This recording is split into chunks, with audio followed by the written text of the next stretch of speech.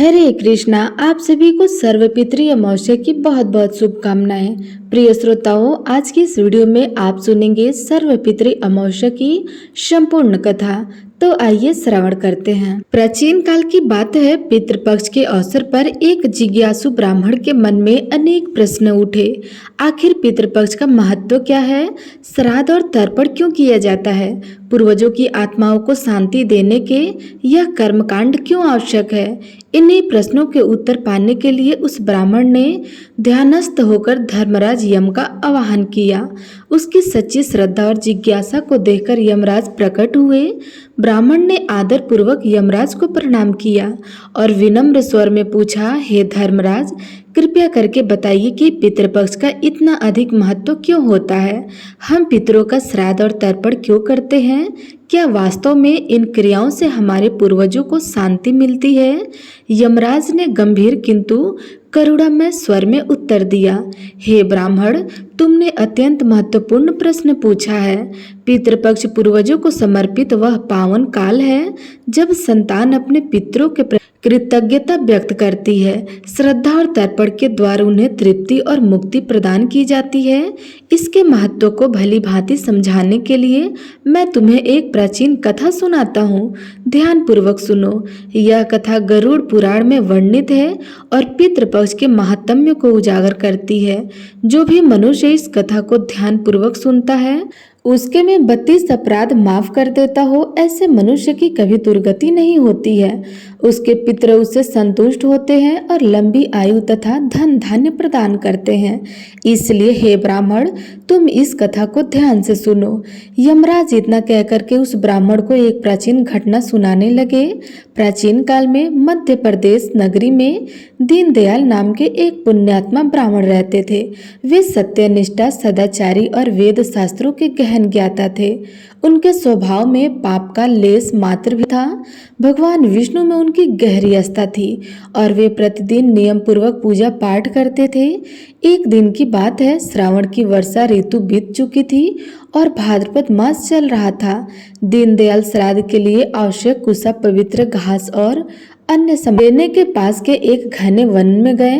दोपहर का समय था और वन में दूर दूर तक सन्नाटा पसरा हुआ था। केवल पत्ते की सरसराहट और कुछ पंछियों की आवाजें सुनाई पड़ रही थी। दीनदयाल की मन मंत्रों का जाप करते हुए निर्भय भाव से जंगल में आगे बढ़ रहे थे। दीनदयाल वन में कुछ एकत्रित कर रहे थे कि अचानक उनकी दृष्टि एक अद्भुत किंतु भयानक दृश्य पर पड़ी। सामने कुछ ही दूरी पर विशाल वृक्ष के नीचे 3 आकृतियां खड़ी थी। पहले तो दीनदयाल को विश्वास नहीं हुआ। वे 3 मानव आकृति जैसे प्राणी थे, परंतु उनके स्वरूप बड़े भयंकर थे। वे वास्तव में 3 महारथ थे जिनका रूप देखकर सामान्य मनुष्य भय से मूर्छ हो जाएगा। दीनदयाल ने उन प्रेतों को ध्यान से देखा। उनके केस बिखरे और सीधे ऊपर को खड़े थे, मानो वर्षों से संवारे ना गए हो। उनकी आंखें अंगारों जैसी लाल चमक रही थी। दांत काले और लंबे दिखाई दे रहे थे, नुकीले जैसे किसी जंगली पशु के हो। तीनों के शरीर अत्यंत कृष्ट और मरियल थे। पेट पीठ से लगा हुआ, सिर्फ हड्डियों का ढांचा जैसे बचा हो। उनकी नसें उभरी हुई थी और वे पीड़ा से जान पड़ते थे।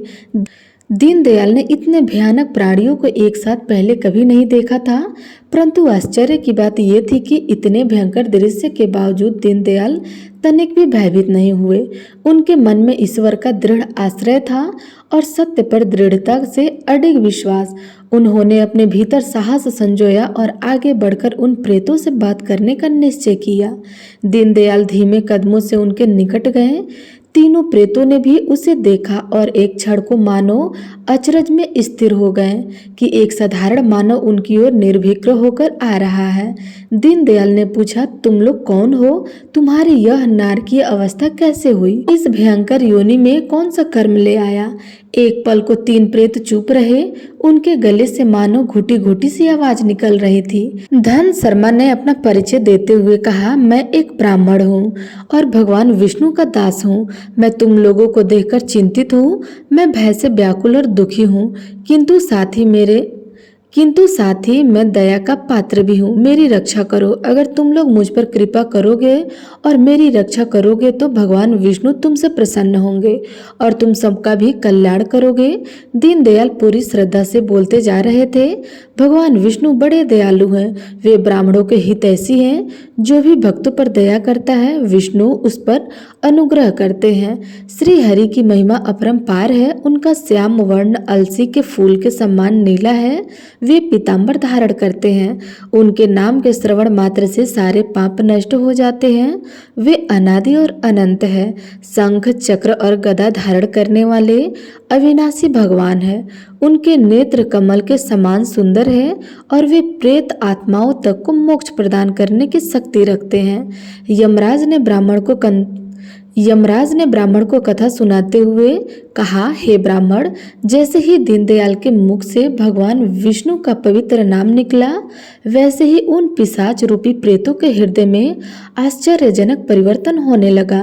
अब तब क्रोध और पीड़ा से भरे जो प्रेत दीनदयाल के सामने खड़े थे वे विष्णु नाम के प्रभाव से संतुष्ट और शांत होने लगे। उनके विकराल चेहरे के भाव बदल गए। जो आंखें क्रोध से लाल थी उनमें अब कोमलता झलकने लगी। जो रूखे शरीर दया भाव से विहीन थे उसमें अब करुणा और उदारता का संचार होने लगा। वासुदेव श्री हरि के नाम मात्र से उनके हृदय पवित्र हो गया। दीनदयाल के भक्ति भरे वचनों ने उन प्रेतों को अभिभूत कर दिया। धीरे धीरे तीनों प्रेतों के चेहरे पर प्रसन्नता की छाया दिखाई देने लगी। ऐसा प्रतीत हुआ मानो एक ठंडी शांत लहर उन पर तृप्त आत्माओं पर बह चली हो। फिर वे प्रेत मानवीय वाणी से बातें करने को उद्धत हुए। उनमें से एक प्रेत ने कहा, हे विप्र, केवल तुम्हारे दर्शन मात्र से और भगवान श्री हरि का नाम सुनने से हमारे हृदय का भाव भर में बदल गया। अभी कुछ पल पहले तक हम क्रोध, दुख और व्यथा की अग्नि में जल रहे थे, किंतु तुम्हारे आते ही हमारी अवस्था दूसरी हो गई। अब हमारी वृत्ति में दया जाग उठी है। मन में शांति का अनुभव हो रहा है। निस्संदेह एक सच्चे वैष्णव का समागम सारे पापों को दूर भगा देता है। तुम्हारे जैसे भक्त का संग जीवन में कल्याणकारी परिवर्तन लाता है और पाप के अंधकार को दूर करके यश व पुण्य का प्रकाश फैलाता है। तीनों प्रेतों ने ब्रह्मा के प्रति कृतज्ञता से सिर झुकाया। फिर एक ने कहा, हे ब्राह्मण देव, तुमने हमारे प्रति दया दिखाई है। हम अपना परिचय तुमसे छिपाना नहीं चाहेंगे। हमारे इस भयंकर रूप और दुर्दशा का कारण जानकर ही तुम समझ सकोगे कि हम पर कैसी विपत्ति आई हुई है। सुनो, हम कौन है और हमें यह नारकीय अवस्था क्यों मिली है। धन शर्मा ने ध्यान से उनकी ओर देखा और सिर हिलाकर सहमति जताई। तीनों प्रेत अब बारी बारी से अपनी आप बीती सुनाने लगे। पहला प्रेत आगे बढ़कर बोला, मेरा नाम कृतज्ञ है, क्योंकि पूर्व जन्म में मैं बड़ा कृतज्ञ था। मैंने अपने माता पिता तक का आदर नहीं किया, अपने उनके लिए श्राद्ध तर्पण नहीं किया। मैं सदा अपनों का उपकार भूलता रहा, गुरुजन और बड़ों का अनादर करता रहा। मेरी कृतज्ञता से मेरे पितृगण भी मुझसे असंतुष्ट और कृष्ट रहे। उन्हीं पापों के फलस्वरूप मृत्यु के बाद मुझे कठोर दंड मिला और अंततः इस प्रेत योनि में भटकना पड़ा। दूसरे प्रेत ने अपनी व्यथा सुनाई कि मेरा नाम विदवत है। पूर्व जन्म में मैं हरिवीर नामक राजा था, पर घोर अभिमानी और नास्तिक होने के कारण अधर्म करता था। न देव पूजन किया था, न गुरु ब्राह्मणों का सम्मान या दान।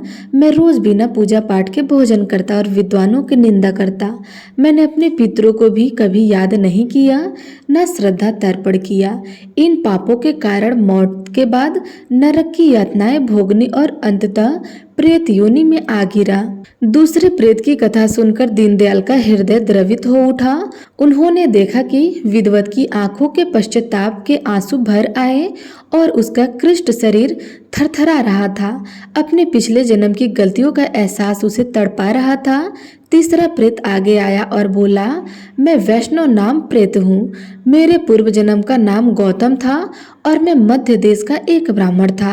दुर्भाग्य से मैंने पितृपक्ष में कभी कोई धर्म कर्म नहीं किया। भाद्रपद मास के श्राद्ध पक्ष में न स्नान किया, न दान किया और न हवन या न पूजा पाठ किया। मैंने अपने पूर्वजों को तर्पण तक नहीं दिया। इस तरह पितरों की अवज्ञा करके मैंने अपने सारे पुण्य नष्ट कर डाले।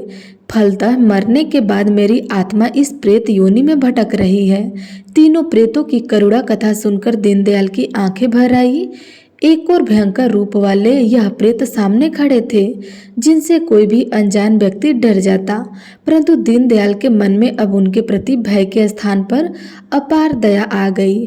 उन्होंने जाना कि इन सभी को अपने पापों और विशेषकर पूर्वजों की अवहेलना के कारण ऐसी यातना पूर्ण गति मिली है। तीनों ने अपने अपने पितरों का निरादर किया था, श्राद्ध तर्पण जैसे पवित्र कर्तव्यों से मुख मोड़ा था। उनके पूर्वजों की आत्माएं असंतुष्ट और दुखी रही, इसलिए मृत्यु के बाद उन्हें प्रेत योनि में भटकना पड़ा। कुछ देर सब चुप रहे। उनकी निस्तब्धता में केवल पत्ते की सरसराहट और दूर किसी पंछी का स्वर सुनाई दे रहा था। अंततः धन शर्मा ने अपने आंसू पोंछे और बोले, आप लोगों की दारुण कथा सुनकर मेरे हृदय में गहरी वेदना हो रही है। यह जानकर बड़ा दुख होता है कि धर्म से विमुख होने पर आत्मा को कितनी कष्टप्रद दशा से गुजरना पड़ता है। अपने अपने परिचय और अपने कष्ट मुझे बताइए, इसके लिए मैं कृतज्ञ हूँ। अब यह विनीत ब्राह्मण आपसे पूछता है कि मैं आपके लिए क्या कर सकता हूँ। मैं भगवान विष्णु का भक्त हूँ। यदि मेरे द्वारा कोई सेवा हो सके तो कृपया करके बताइए। संभवतः ईश्वर ने ही मुझे यहाँ आपसे मिलवाया है, ताकि मैं आप दुखियारों की कुछ सहायता कर सकूं। दीनदयाल की सहृदयता से प्रभावित होकर तीनों प्रेत एक दूसरे की ओर देखने लगे। फिर तीसरे प्रेत गौतम ने आगे बढ़कर हाथ जोड़ते हुए कहा, हे सदाशय ब्राह्मण, तुम्हारी दयालुता के लिए हम आभारी हैं। सच में हम चाहते हैं कि हमारा उद्धार हो जाए, इस यातना भरे प्रेत जीवन से हमें मुक्ति मिल जाए, परंतु हमारा पाप इतना भारी है कि अपने बल पर हम इससे छुटकारा नहीं पा सकते। कुछ क्षण रुककर प्रेत गौतम ने कहा, मेरे पास एक उपाय है, किंतु उसमें तुम्हारी सहायता चाहिए। सुनो, मेरा एक पुत्र है जो पृथ्वी लोक पर अभी जीवित है। वह धर्मशील है और श्रद्धा आदि विद्वान को जानता है। यदि उसे हमारी इस दुर्दशा का पता चल जाए तो वह अवश्य हमारा उद्धार करने का प्रयास करेगा। मेरे उस पुत्र का नाम दीनदयाल है।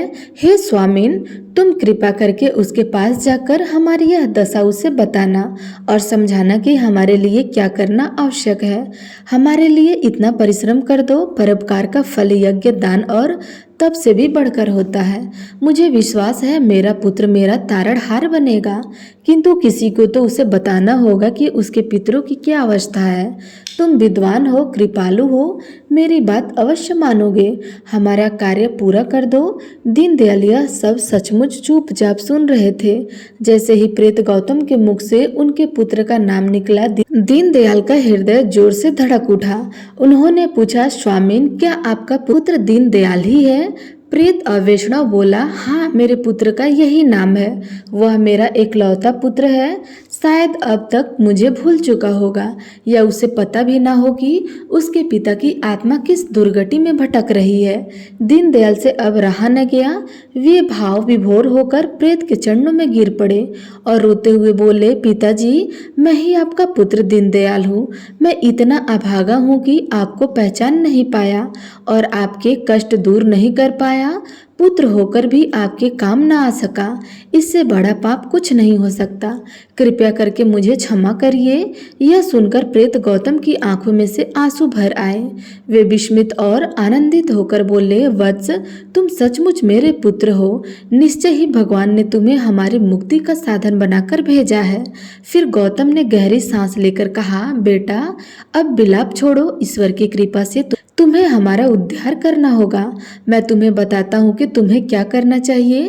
प्रेत गौतम ने कहा, वत्स, पितृपक्ष की अमावस्या के दिन विधि पूर्वक श्राद्ध कर्म करना, पवित्र नदी में स्नान करके संकल्प लो, फिर हमारे नाम से पिंडदान और तिलांजलि अर्पित करना, आदर पूर्वक 10 ब्राह्मणों को स्वादिष्ट भोजन करवाना, विशेषतः मीठी खीर का प्रसाद देकर उन्हें तृप्त करना, अंत में श्राद्ध पूर्वक दान दक्षिणा देना, 7 मिट्टी के घड़ों को स्वच्छ जल से भरकर पितरों के नाम पर दान करना। ऐसा करने से हमारी 7 पीढ़ियों तक के पितर तृप्त होकर मुक्त हो जाएंगे। अपने सामर्थ्य के अनुसार गौदान, अन्नदान तथा वस्त्र दान भी करना, जिससे तुम्हारा पुण्य बढ़ेगा और हमारी मुक्ति का मार्ग खुल जाएगा। दीनदयाल ने सिर झुकाकर कहा, पिताजी, आपकी आज्ञा के अनुसार मैं पूरा प्रयास करूंगा। आपकी कृपा से अवश्य सफलता मिलेगी। दीनदयाल ने तीनों प्रेतों की ओर कर्तव्य भाव से देखा। उन्होंने हाथ जोड़कर अपने पिता तथा दोनों अन्य प्रेतों को प्रणाम किया और दृढ़ स्वर में कहा, मैं अभी जाता हूँ और पूरी तैयारी करता हूँ। अगली अमावस्या आने वाली है। मैं श्राद्ध कर्म में कोई कसर नहीं छोड़ूंगा। आप सब अपनी कृपा बनाए रखें और मुझे आशीर्वाद दे कि मैं सफल हूँ। दीनदयाल ने तुरंत अपने श्राद्ध की तैयारी शुरू कर दी। तिथि आने पर पितृपक्ष की अमावस्या की शुभ सुबह वे पवित्र नदी में स्नान करके सूर्य देव को अर्घ्य तथा पितरों के लिए तिलांजलि अर्पित कराएं। फिर घर पर विधि विधान से श्राद्ध कर्म किया। उन्होंने अपने पिता यानी पितामह आदि पितरों के निमित्त श्राद्ध पूर्वक पिंडदान किया और जल तर्पण किया। इसके बाद आदर पूर्वक 10 ब्राह्मणों को खीर समेत पौष्टिक भोजन करवाया तथा दक्षिणा प्रदान की। अंत में 7 मिट्टी के घड़े पानी में भरकर पितरों के नाम पर दान दिए। साथ ही आवश्यक वस्तुओं का दान दक्षिणा भी किया। दीनदयाल ने पूरे मनोयोग से प्रार्थना की कि उसके पितृगण तृप्त हो जाएं और उन्हें मुक्ति प्रदान हो जाए। श्राद्ध कर्म संपन्न होने के बाद दीनदयाल के मन में आशा की एक किरण लगी कि अब उन प्रेत आत्माओं को शांति मिल जाएंगी। उसी संध्या काल वह पुनः उस घने वन की ओर चल पड़े जहां उनकी भेंट उन 3 प्रेतों से हुई थी। उस संध्या दीनदयाल फिर उसी स्थान पर पहुंचे। उन्होंने देखा कि जिस पुराने वृक्ष के नीचे कल तक 3 भयानक प्रेत खड़े थे, वहां अब दिव्य प्रकाश ढल चुका है। उन प्रेतों के स्थान पर 3 दिव्य पुरुष खड़े थे। उनके चेहरे से तेजस्वी और प्रसन्न थे। शरीर पर उजले रेशमी वस्त्र थे और गले में फूलों की मालाएं झूल रही थी। दीनदयाल तुरंत समझ गए यह वही 3 आत्माएं हैं, लेकिन अब प्रेत योनि के बंधन से मुक्त होकर दिव्य रूप में प्रकट हुए हैं। दीनदयाल भाव विभोर होकर निकट आए और हाथ जोड़कर खड़े हो गए और सबसे आगे स्वयं उनके पिता गौतम खड़े थे, जिनका रूप अब अत्यंत शांत और सौम्य था। गौतम ने प्रेम पूर्वक हाथ बढ़ाकर पुत्र के सिर पर आशीष रखा। दीनदयाल आनंद तिरके से उनके चरणों में झुक गए। गौतम ने स्नेह पूर्वक अपने पुत्र को उठाकर हृदय से लगा लिया। दोनों की आंखों से कृतज्ञता और हर्ष के आंसू बह निकले। गौतम ने प्रसन्न होकर कहा, पुत्र दीनदयाल, तुम्हारी श्रद्धा और सेवा से हम सबको मुक्ति मिल गई है। अब हम पितरक को जा रहे हैं। हमारे आशीर्वाद से तुम सदैव सुखी रहो, दीर्घ आयु और यशस्वी बनो। दूसरे और तीसरे दिव्य पुरुष हरिवीर और सुदास ने भी कृतज्ञता पूर्वक दीनदयाल को आशीर्वाद दिया। उन्होंने स्वीकार किया कि दीनदयाल के पुण्य से उन्हें भी प्रेत योनि से छुटकारा मिला है। दोनों ने उसे सुख समृद्धि और यश प्राप्ति का आशीष दिया। इतने में आकाश से एक अलौकिक रथ अवतरित हुआ जो प्रकाश से दमक रहा था। यमदूतों और विष्णुदूत जैसे दिव्य सहायकों ने प्रकट होकर उन मुक्त आत्माओं का स्वागत किया। तीनों दिव्य पुरखे उस रथ पर सवार हो गए।